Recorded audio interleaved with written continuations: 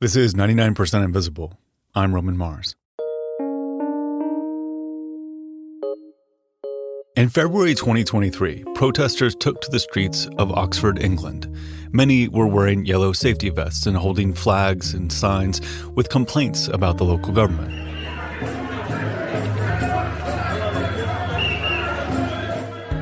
Specifically, they were protesting new urban planning policies being carried out by their city. That's producer Chris Berube. Now, under normal circumstances, a protest like this might get a little bit of local media attention and then disappear. But this one was different. Thousands of people showed up, and it was part of a bigger trend. Last year, there were demonstrations happening in countries around the world protesting against an urban planning concept called the 15-minute city. These protesters were angry, saying the 15-minute city represented fascism or socialism or some kind of a human rights violation, which was all really over the top. Because as a planning concept, the 15-minute city is completely inoffensive. In a nutshell, the 15-minute city concept is the idea that everything that a person needs within a city should be theoretically reachable within 15 minutes of their home by either walking or active travel or public transport. So that's cycling, walking, buses, trains. Fergus O'Sullivan is a reporter for Bloomberg City Lab. It's a very simple concept. It's this idea that basically cities are going to be healthier if you integrate all their uses together. Whenever I've tried to explain the 15-minute city to people, their reaction has usually been, oh, I mean, that sounds nice. How can you argue against having a supermarket or a daycare down the street from your house? But in 2023, the 15-minute city entered the world of far-right conspiracy theories, and it became the source of protests, hate speech, and even death threats, all of which shows how even a benign urban planning concept can be demonized by bad faith actors. Okay, so Chris. Yes, Roman. We've been circling this story for a long time, but we're finally getting to it now. Yeah, this story's been in the news for a couple of years, and people have actually been asking us to do this story. But now there's been a little bit of distance, and it feels like it's the right time for us to talk about the 15-minute city. And so we're going to get into the internet circus around the 15-minute city. But first, let's talk about where this planning concept originated. So this concept of a 15-minute city, it was first laid out by this guy. Professor Carlos Moreno, Sorbonne University, researcher and creator of the 15-minute city concept. So Professor Moreno, he's this famous urbanist. He's from Colombia, but he's lived in France for a long time. And Roman, you and I talked to him, and I found him to be just this really affable guy. Yeah, he's a delight. So much energy. I enjoy talking with him too. Totally. He's got this constant broad smile, this trim beard. He just brings a lot of positive energy.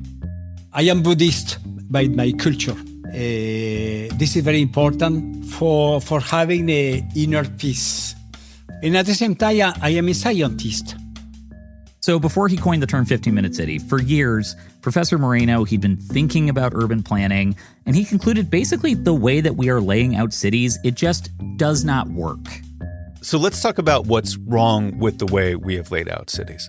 Okay, so Roman, we're going to have to do a little bit of Urban Planning 101. If you're a regular listener of 99% Invisible, you probably know these ideas, but we're going to just recap a few and radically oversimplify some things. Is that okay? That sounds good. Okay, so for centuries, towns and cities were laid out in this very central way. Like you would have a town square with shops and amenities in the center, and then people would kind of encircle that. But in the 20th century, that changed with the advent of modernism and the rise of certain very influential architects. The actual problem is to find again the condition of nature. And the answer is the major problem of today and tomorrow, the proper occupation of the land. Okay, so that is the voice of Le Corbusier. Corbu! Corbu! Okay. Yes. So he's a fixture on our show, obviously. You certainly know who he is if you've listened to enough 99PI. And one of his major concepts was this new way of laying out cities that he introduced in the 20s, which he called radiant cities. And so his idea was to have cities where people lived in tall buildings, which were separated by green space, and people would live away from the noise and the grime of factory life. Exactly. And another one of his big ideas is that a city should be broken up into functional sectors. So this is the concept that people should live in one zone and then work in another zone. And all of that culminates with a paper called the Athens Charter, which he published in 1933. Right. And so the Athens Charter basically lays out zoning as we understand it today. Like, it said that people should live in one part of the city, work in another, and this was just the way things were done. Yeah, and urban planners take up Corbu's ideas after World War II, and this makes a huge difference in how cities are planned. So suddenly we have zoning, we have residential areas where you can only build housing, and then areas where you can only build factories, and then areas where you can only put up offices and businesses. And that's something that really takes effect post-war, along with a second major trend, which is the rise of cars. The automotive city is a very short period in the history of cities. This, again, is Professor Carlos Moreno. Massive production of cars has started when Mr. Henry Ford has produced the first Model T.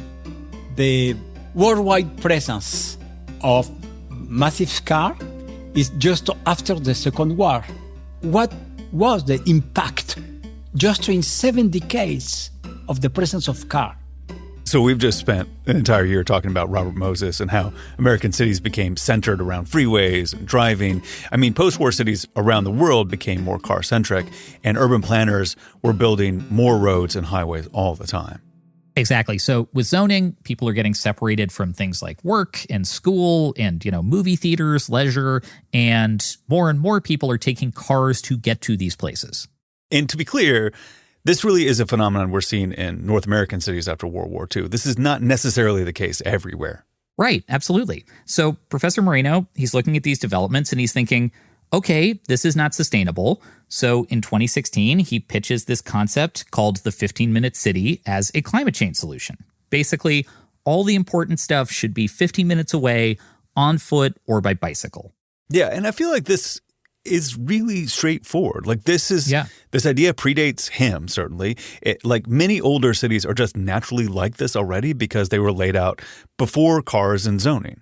It's a very simple concept, and something that Carlos Moreno would admit to is that it is not a new concept. This is the direction in which planning has been moving pretty much from the late 20th century, starting back in the 60s with people like Jane Jacobs. That's Fergus O'Sullivan again from City Lab, invoking the patron saint of walkable cities, Jane Jacobs. And by the late 20th century, a lot of these ideas were becoming best practices in urban planning. So Professor Moreno, he takes all these ideas and he basically just gives them a new package, right? And that's why I think the idea of the 15-minute city really resonated with people in this fresh way. What I think Carlos Moreno's idea did that revolutionized this is it allowed people to sit at the center of that idea. Because when you talk about a 15-minute city, you can sit there and say, okay, what's within 15 minutes of my home? I do have a supermarket. I do have a pub. I don't have a hospital, etc. You can work through it and immediately it becomes humanized. You think, what do I need? What do I have and what do I lack? And to be clear, it's pretty unrealistic to have everything within a 15-minute walking distance, and Professor Moreno totally acknowledges this. But at least, ideally, you'd have the most essential stuff close by. This is not a question to build a Louvre museum every 15 minutes. This is not a question to build a cancer hospital every 15 minutes. So, the concept sounds nice, it sounds simple, but how does it actually work? So there's no one-size-fits-all version of this, but there are some key policy ideas that have become associated with the 15-minute city, and one of them is reducing strict single-use type zoning, right? So we're no longer going to have residential areas and business areas. Instead, you would make sure that people are living a lot closer to where they work.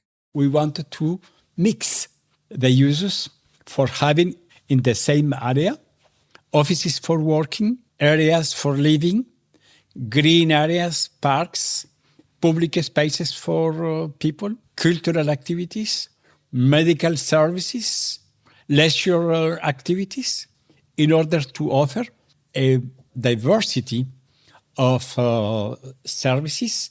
So less zoning is one policy. Another might be restricting car traffic in certain areas. So you can pedestrianize roads, or you can say cars are not allowed in during these hours. You can have congestion pricing. There's lots of versions of that. Rather than saying cars will be banned, cities will be rethought so that cars no longer have such a dominant space. Instead of saying, you have 6 car lanes converging on a roundabout, you just have 2, and then the rest could be opened up and it could be paved, and you could have greenery, you could have sports facilities. So I think it's basically about taking the vibrancy of the town square, that vibrancy that we all recognize if we sort of go to tourist places, and having it everywhere, all the way across the urban fabric.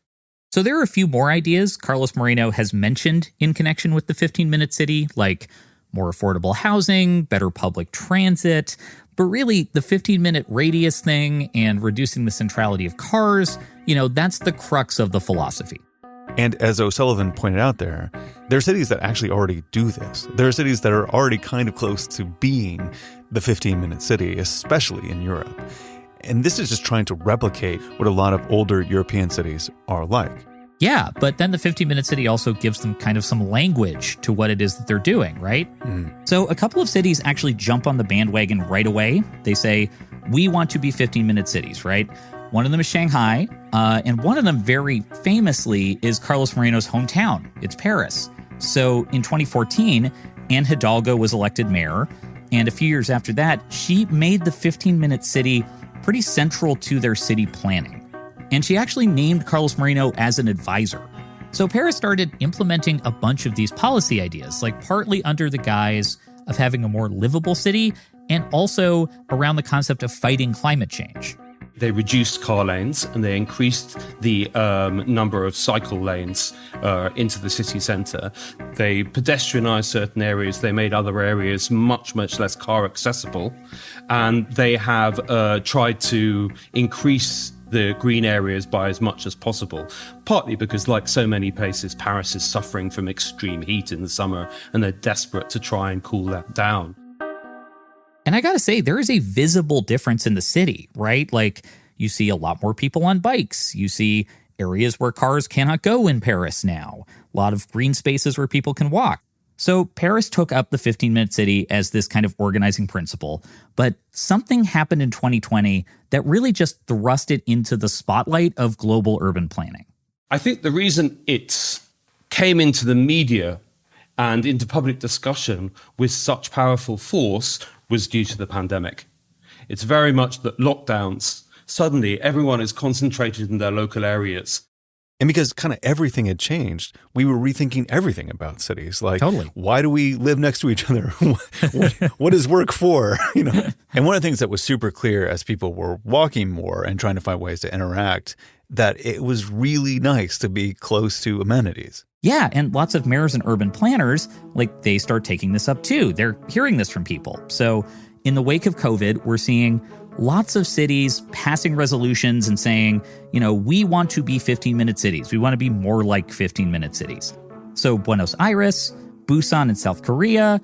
It's not just big cities, though. It's not just global capitals. There's also some fairly unexpected places that want to become 15-minute cities. Like what? So one American city that developed a plan to become a 15-minute city was Cleveland, Ohio. Okay. I mean, I've spent some time in Cleveland, Ohio. It's not especially dense. It's not that walkable of a city as I remember. No, totally. But Cleveland's Planning Commission, they set up a pilot program to change the city's zoning with the goal of, becoming a 15-minute city. And another municipality, I was surprised by this. It's a Canadian city I never would have expected to take this up. It always comes back to Canada with you. I am guilty as charged as resident Canadian guy on 99% Invisible. The 15-minute city has become a very worldwide popular movement. In North America, for example, in Canada, in Edmonton, close to Toronto. Respectfully to Professor Moreno, Edmonton is not close to Toronto at all. That is wrong. Yeah, it's like days and days drive away, right? Yeah, I looked it up. It's like a 36-hour drive if you do it straight. Okay. But I have to be honest, I was surprised to hear Edmonton was planning to become a 15-minute city because it just kind of sounded like a tall order to me. Like, it's one of those places where, in theory, you can get around without a car. Lots of people do. But it's not super walkable in places. It's a lot more challenging. It's not impossible, but the default is obviously the car at this point. So this is somebody who I would say knows a thing or two about getting around in Edmonton. Hello, my name is Erin Rutherford. I'm a city councillor in Edmonton, Alberta, and I represent a ward in the northwest of the city. So when Erin joined the city council, Edmonton had just approved a new city plan that was based around the 15-minute city because they saw their population growing really fast, actually. They were adding a ton of new cars on the road, and it just didn't seem like a good idea to keep going in that direction. So under the new city plan, the city would be more walkable. It would be broken up into districts. They're saying districts across the city of Edmonton. And I'm guessing the residents of each district are going to be 15 minutes away from various amenities. Yeah, pretty much. Yeah. So the idea was that each district would have a park and a school and all the things you need within a close proximity. Seeing the trend of more people having to go further and further for work, for the services that they need, because our city's footprint was growing and growing out rather than up.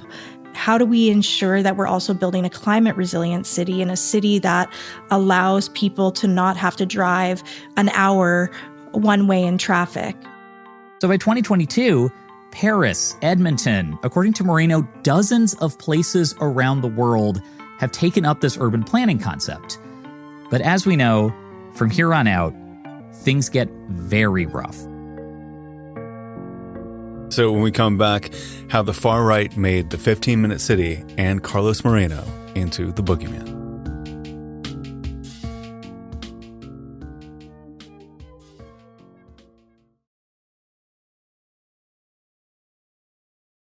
So we're back with Chris Berube, and now we have to talk about the messy conspiracy part.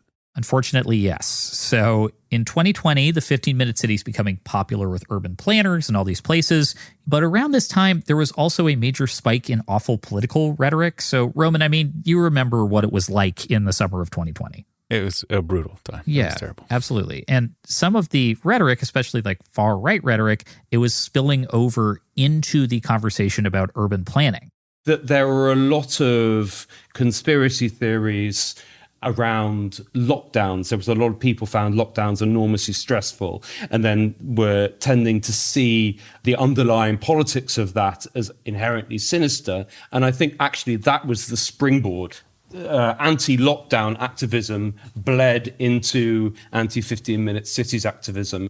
So that's Fergus O'Sullivan again. He's a reporter at City Lab, who says these online posters were taking this concept and their imaginations were just running wild. So they were starting to make these giant leaps in logic.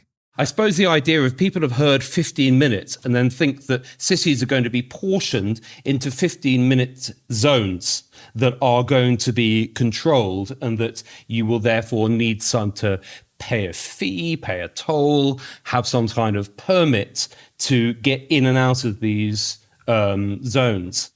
And of course, there's no part of the 15-minute city that says anything about this whatsoever. No. I mean, there's congestion pricing. Maybe it's kind of mixing with that as an idea. But like, there's nothing about the 15-minute city inherently that involves anything remotely like this. So then how does this conspiracy form and then spread? Well, it's not clear who started it exactly, but it bubbled up from kind of the usual far-right corners of the internet, some very unpleasant websites that I had to visit to research the story, with people saying, this 15-minute city thing, it sounds a lot like lockdowns. And as this is happening, people are making all these leaps in logic, right? That you're going to need a permit to leave your neighborhood, things like that. You can attribute some of this to ignorance, but a lot of this is just bad faith because there's nothing in the policy that says this at all. Totally. But there are these conspiracy theorists who are kind of twisting it, and they're actually taking it to an even more extreme level than licenses to leave your neighborhood. It is a kind of potentially a form of tyrannical authoritarian control. Even some people assess some sort of harbinger of a world government. Yeah, it always comes down to that, with people getting paranoid about a world government. So this conspiracy theory, it's picking up momentum. Eventually, it all gets kind of lumped in with this idea called the Great Reset. So, Roman, do you know about the Great Reset theory? Right. I know about this. Yeah. So in 2020, the World Economic Forum, during the pandemic, they proposed this project they call the Great Reset. They're having these conversations everybody's having, like, should we question some assumptions? What if we did things differently? What if we had a more sustainable world? Things like this. But they package it as the Great Reset, and they make these videos promoting it, one of which is narrated by King Charles. We have an incredible opportunity to create entirely new sustainable industries, investing in nature as the true engine of our economy. I mean, they immediately run into this branding problem because the Great Reset is a really ominous sounding title. Yeah, especially when it's coming from the World Economic Forum and the British royal family. Like, yeah, right. that sounds not great. And if you're inclined to think there is a plot to start a one world government, this might contribute to that. Mm-hmm. And some of these right-wing people on the internet are suggesting global elites are using COVID as a way to initiate the Great Reset, right? Like, this is where their thinking is going. And then those ideas start to go mainstream. It jumps from these far-right social media echo chambers to the general population. And that's because of a pretty notorious right-wing internet guy named Jordan Peterson. So, Roman, how much do you know about Jordan Peterson? I don't honestly know a whole lot. I try to avoid him as much as possible because everything I've sort of encountered has been pretty loathsome. Yeah, no, this is a good plan for your mental health. So Jordan Peterson was a professor of psychology at my alma mater, actually, the University of Toronto, where I went to university. The Fighting Leafs. The Varsity Blues, but thank you. So he doesn't teach there anymore, actually. So over the last decade, Peterson has become pretty notorious. He has these ideas about masculinity, and refusing to use transgender people's pronouns. Very famously, he advocated for the all-meat diet. So, believe it or not, I'm not a huge fan of the thoughts and works of Jordan Peterson. Yeah, it doesn't sound like you have a lot in common besides your alma mater. No. But New Year's Eve 2022, Jordan Peterson tweets some charts about the 15-minute city and the Great Reset. So he's amplifying this, right? And he adds a quote saying, no, I'm not going to do his voice. I'm sorry. I wouldn't know if you. It's a very Muppety sounding. Just trust me, it's very Muppety sounding, more so than mine somehow. Okay. The idea that neighborhoods should be walkable is lovely. The idea that idiot tyrannical bureaucrats can decide by fiat where you're allowed to drive is perhaps the worst imaginable perversion of this idea. So this keeps going. It keeps spreading all over the place. And within a couple months, by February 2023, there is the protest taking place in downtown Oxford in England. Thousands of people show up. They are carrying signs that say things like, "No to 15-minute cities," and then "Save our freedom of movement, worship, and family life." So they're really lumping in a lot of grievances in one message there. Yeah, it becomes this weird magnet for a lot of things. And to be clear about this, like, Oxford was proposing some pretty strict traffic measures. Like, they were really going to limit when cars could come into the downtown. You could still go to the downtown, but you just had to walk or take public transit. And this wasn't even part of their 15-minute city plan, weirdly, but the protesters, they lumped in this traffic plan and the 15-minute city and all of these other anxieties. And at this point, the Oxford protest, this is actually the first time Carlos Moreno is becoming aware of the internet reaction, because they're actually using his name. Like, they are actually protesting him in Oxford. I was in Paris. I received the photo of the demonstration for saying Moreno is Pol Pot, Moreno is Hitler, etc., etc. It was very, very difficult. I mean, this is just so baffling and so tragic. Like, even though a lot of the protesters are completely mischaracterizing his ideas, it still has an effect on him. Well, I mean, at first he's confused, right? Mm-hmm. Like, this whole idea sounds ridiculous. Like, he's an urban policy professor, and now there's these protesters out there saying he's at the center of world events. This is the psychological bad moment for a scientist, because I am a scientist. I'm not politician. I'm not candidate. Just a scientist. And from there, this idea starts showing up all over the place on the right-wing internet. Protests are popping up around the world against something called 15-minute cities. Now, we've covered the 15-minute cities here on the show, and we warned you about They'll essentially be contained unless you get permission to leave. That's true? Really? How are they going to put us in there? The idea they're starting to roll out in Europe. Seems to me that they're using the climate change narrative to will have travel restricted.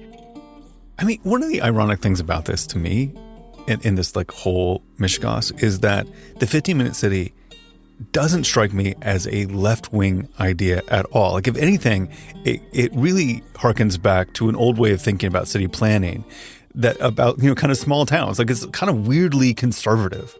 Yeah, I think you're right. And I think a lot of city planning people agree with you about that.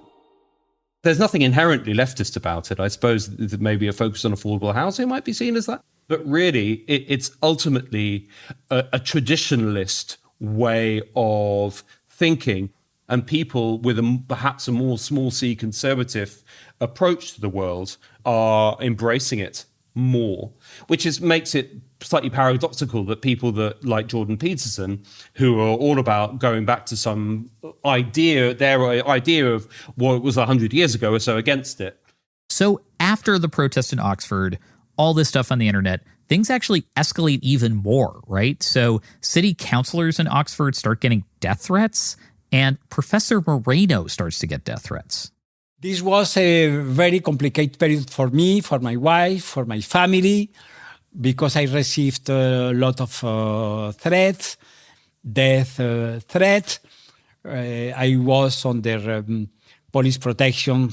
This was a very, very complicated situation. I cannot stress how weird it is that this delightful, thoughtful man talking about making cities better for people is getting death threats. It's unbelievable. And it's obvious, at this point, the entire situation is just clearly out of control. So it just kind of snowballs in this kind of hysterical climate, a hysterical climate that, of course, is exacerbated by having figures like Mark Harper, a government representative, actually feeding it. Okay, so please tell me who Mark Harper is. Well, Mark Harper was actually the Minister of Transportation for the United Kingdom in 2023. So he's one of those people who was appointed during the last days of the British Conservative government. There was lots of chaos. There were a lot of people moving in and out of cabinet. This is the head of lettuce. Yeah. There was the head of lettuce, obviously, that out-survived a prime minister. So October 2023, Mark Harper is the transportation minister, not for long, as it turns out. And he starts talking about the 15-minute city, and he starts talking a lot like these protesters. What is different, what is sinister, and what we shouldn't tolerate is the idea that local councils can decide how often you go to the shops, and that they ration who uses the roads and when, and they police it all with CCTV. I mean, this is so ridiculous. These are not serious thinkers. These are not serious men. No, they're not. And it's all coming to a head as cities are trying to implement policies to become more like a 15-minute city, right? And they're facing these protests and this pushback. Even somewhere like Edmonton is facing this stuff. Earlier this year in 2024, Edmonton City Council were going to finalize the city plan, which includes this concept of districts, and 15-minute radius to all of the amenities that you need, like we talked about earlier. And in the spring, they are having public hearings about it. And there were people who brought some reasonable concerns to the table, right? About density, about some specifics of the plan. But there were also lots of people who are repeating these talking points that they clearly got from the internet. My understanding is that this means I will need to stay within my district to meet all my needs so that the city can meet its climate plan objectives. I don't think Edmontonians can afford to be part of a renovation experiment of this size so quickly. No one in the government wants to lose their job, and people don't want to speak up. And that's why the citizens in the streets are starting to rise. And we need you to hear us, and you're not hearing us. So these protesters are coming. This is completely new for an Edmonton city planning meeting. Mm-hmm. Aaron Rutherford admits, though, there might have been something of a branding problem in terms of their proposal that maybe set some people off. It's unfortunate that, they're named districts because a lot of people think that that is very like Hunger Games-esque in the visualization that it creates for them. But it's just a planning term that's been used since planning has been a profession. I hadn't thought about that, but that is ridiculous. Actually, I can sort of see how it conjures that image. Yeah. Well, I mean, but still, it's just like, it's the word district. It's like you live in a school district too, You do. Oh, it's so funny to me that Hunger Games has a bigger footprint than all of social studies education. Yeah, apparently. So Councillor Rutherford says that this kind of anger, it's pretty new, but it's actually not surprising to her because it's a tone that she is hearing pretty much in every part of her job. The reality is it's not just 15-minute communities. It's police funding. It's, so many topics that we're talking about right now that are creating those visceral responses from folks. So municipalities like Edmonton that are pursuing the 15-minute city, they're faced with this choice, right? Like, do we backtrack or do we forge ahead with this policy that is getting this kind of visceral, angry reaction? I mean, if I was facing that kind of pushback, I can imagine backing off. It seems like a completely rational and reasonable thing to do. Totally. And actually what one city did is they just went ahead with the plans, but they just dropped the name 15-minute cities. So it's like the 16-minute city. Yeah, I think it's a little bit more subtle than that, just a tiny bit more subtle. But this is actually what happened in Oxford, England. So that's the place where they had the massive protest with thousands of people in the streets. They just dropped the name 15-minute cities.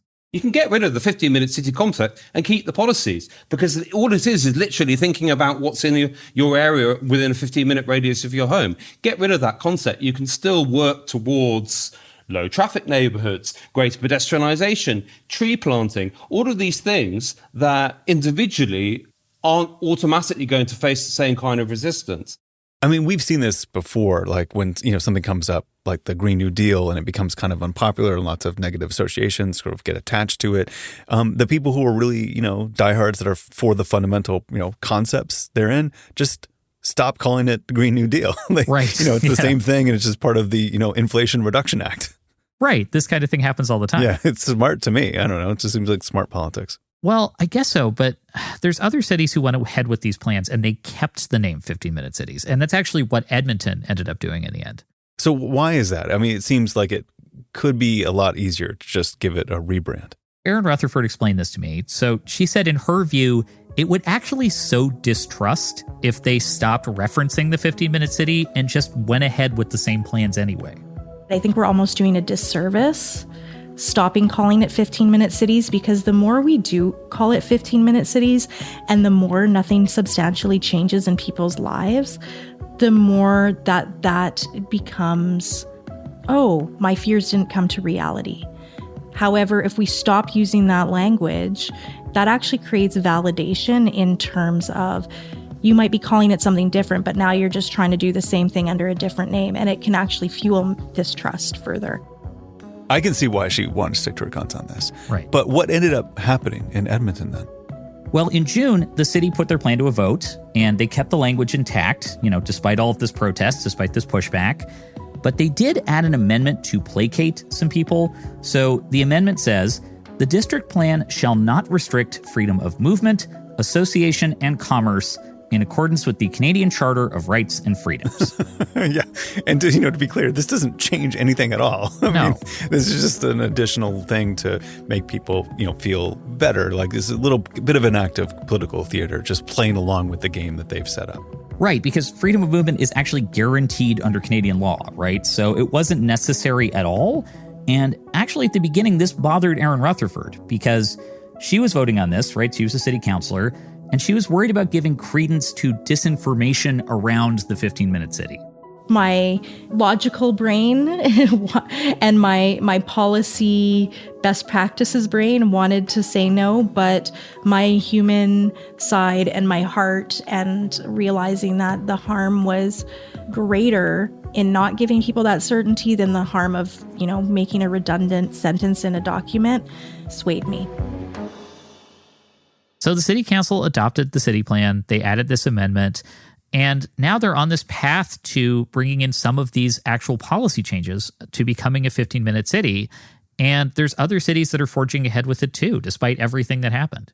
And then, of course, there's Carlos Moreno, the delightful Carlos Moreno, the father of the 15-minute city. Right. So for a while, he kept getting these death threats. But eventually, those started to calm down, and people actually started standing up for him in public. There was this article in the New York Times that was defending him, and he started seeing petitions online. The scientists launched an online manifesto for supporting me. In a few days, more than, 5,000 or 6,000 have signed it. Professor Moreno noticed people on the internet were actually starting to move on. And eventually, the vitriol and the threats, those stopped. And he even published a book called The 15-Minute City, where he kind of doubles down on these concepts, on this whole idea. And I really love that, because I'm glad he's getting this idea out there and he's promoting it again. But I have to say, this whole thing with the 15-Minute City, it just has me really exhausted. Because in the next couple of years, I feel like any hope for positive change is going to be at the local level, right? Like, it's going to be concentrated at the municipal level. And if something like the 15-Minute City has to go through this gauntlet, marches and disinformation and death threats, if this is the price of putting forward something like the 15-Minute City, how many people realistically are going to stand up and try to make a positive change? Like, how many people are going to be like Carlos Moreno? Thank you so much, Chris. Thanks, Roman. 99% Invisible was produced this week by Chris Berube, with editing help from Emmett Fitzgerald, mixed by Martin Gonzalez, music by Swan Real and George Langford, fact-checking by Graham Haysha. Carlos Moreno's book, The 15-Minute City, A Solution to Saving Our Time and Our Planet, is available now. Special thanks this week to Rebecca Rossman, Sheena Rossiter, and Hannah Aguru. Our executive producer is Kathy Tu. Our senior editor is Delaney Hall. Our digital director is Kurt Kolstad. Our intern is Taylor Shedrick. The rest of the team includes Jason DeLeon, Gabriella Gladney, Christopher Johnson, Vivian Lay, Lashma Dawn, Kelly Prime, Joe Rosenberg, Nina Patak, Jacob Medina Gleason, and me, Roman Mars. The 99% Invisible logo was created by Stephen Lawrence. We are part of the Stitcher and SiriusXM podcast family, now headquartered 6 blocks north in the Pandora building in beautiful Uptown Oakland, California. You can find us on all the usual social media sites, as well as our own Discord server. There's a link to that, as well as every past episode of 99PI at 99pi.org.